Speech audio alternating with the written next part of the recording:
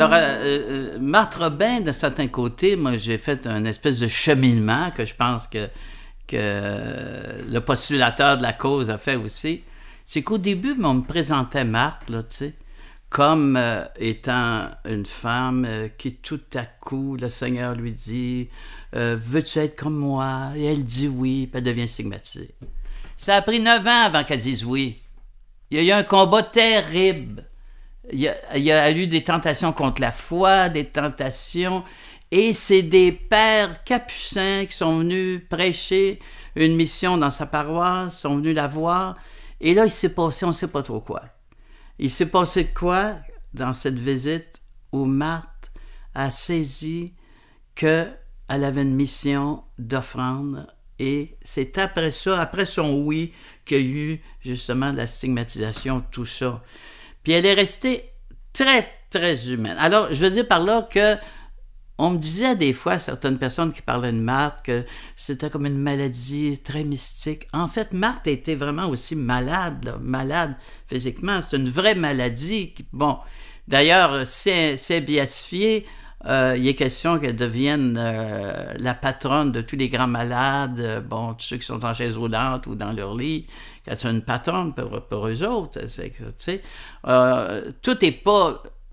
C'est incarné, Marthe, là. Dieu se sert de quelque chose qui nous arrive pour nous sanctifier, mais c'est pas... il nous envoie pas uniquement des maladies mystiques comme ça du haut. Il s'en sert, hein? Alors, Marthe, ce qui est beau dans Marthe, c'est qu'elle a toujours resté très, très, très humaine, hein?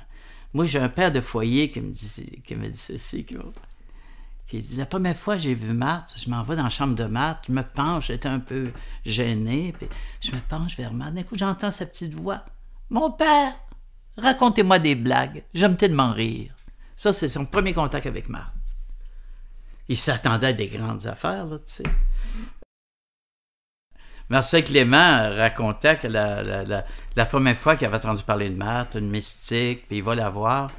Et là, Marthe, il est intellectuel, Marthe, il parle des fleurs, des jardins, de ses tomates, puis tout ça. Très, très, très terre à terre. Il est un peu déçu.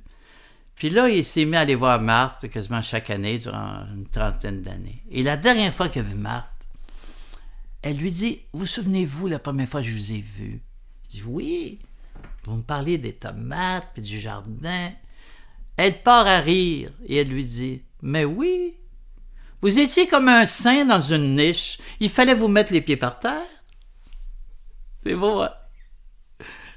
Une autre chose, l'humanité de Marthe. Alors, c'est un jeune fermier de 19-20 ans qui fait une retraite. Puis là, il va voir Marthe, parce qu'il allait voir Marthe jusqu'à mercredi. Après ça, ben, c'était la passion. Alors, il va voir Marthe. Puis Marthe, il dit, « Comment ça va, votre retraite? Ça va bien, ça va bien. » « Oui, vous avez quelque chose à me dire? Soyez pas gênés. » Il dit, « Ben, Marthe, il dit, vers 16 heures, j'ai un petit creux. Vers 16 heures l'après-midi, j'ai un petit creux. »« Oh, vous avez un petit creux? »« Oui. »« Bon, vous allez aller tous les jours à la cuisine et vous allez dire que c'est Mademoiselle Marthe qui vous envoie et qui vous fasse une sandwich au jambon. » Regarde la différence entre les vrais saints et les faux saints. Un faux saint ou un faux mystique aurait dit, « Mais quand même, moi je jeûne, je ne mange pas. Offrez ça au Seigneur. » Les saints, le curé d'Ars disait à sa servante, « Jeûnez pas, vous ne seriez pas capable de faire votre devoir d'État. » Marthe, vois-tu? Et le jeune allait voir dans la cuisine à 4 heures dans l'après-midi. Ça, c'est l'humanité de Marthe, hein, l'humanité de Marthe. Et en même temps, quand elle prenait quelqu'un dans sa prière, hein, les gens sentaient, là, c'était vraiment, elle dormait pas du tout. Donc, elle faisait juste être unie à Jésus, à s'offrir pour les personnes qu'elle rencontrait. Il y a toutes sortes de gens. Elle avait un langage, elle rencontrait un fermier, elle parlait comme lui, elle rencontrait un cardinal, elle pouvait parler de théologie, pourtant elle n'était pas instruite. C'est vraiment extraordinaire. C'est le père, en tout cas, un grand mariologue, qui a eu une réponse théologique par Marthe. À un moment donné, il se demandait, j'espère ne pas me tromper, qu'est-ce qui est le plus important en Marie? Est-ce que c'est sa maternité divine ou son Immaculée Conception? Il se demandait la question. Marthe, il répond tout de suite, « La maternité, mon père, c'est pour ça son Immaculée Conception. » Puis il dit, « J'avais pas pensé à ça. » C'est ça. En répondant à des théologiens, il pouvoir répondre à un petit ouvrier. Hein?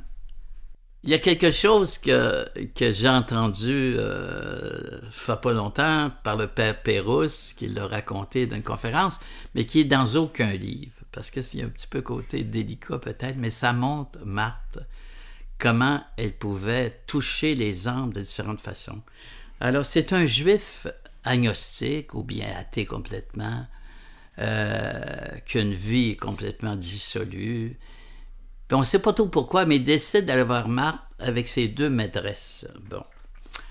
Alors, j'ai l'impression que le père Finet, quand ils ont entendu, il a été voir Marthe, puis Marthe, il leur a dit que vous allez laisser rentrer, parce qu'il demandait souvent à Marthe. Alors, il arrive là, parce qu'il voulait voir ça, une mystique, puis il ne croyait pas du tout à ça, mais en même temps, il voulait voir ça. Et là, les 2 femmes avaient des jupes très, très courtes. Puis il paraît qu'ils étaient assis dans la chambre de Marthe, puis ils essayaient d'étirer leurs jupes, parce qu'ils étaient un peu gênés d'être devant. Alors, à un moment donné, le juif était là, puis il entend une petite voix de Marthe. « Monsieur, il faut dire que c'est beau quand même un corps de femme. » Et c'est cette parole qui l'a bouleversé. On ne sait pas ce qui arrive aujourd'hui, mais il était complètement renversé. Il pensait d'avoir une petite nounoune, une petite... Tu sais, il parlait uniquement du spirituel. Mais son problème, c'était les femmes. Elle était directement à le toucher. Il ne s'attendait pas à ça du tout, du tout. Et Marthe était comme ça, tu sais.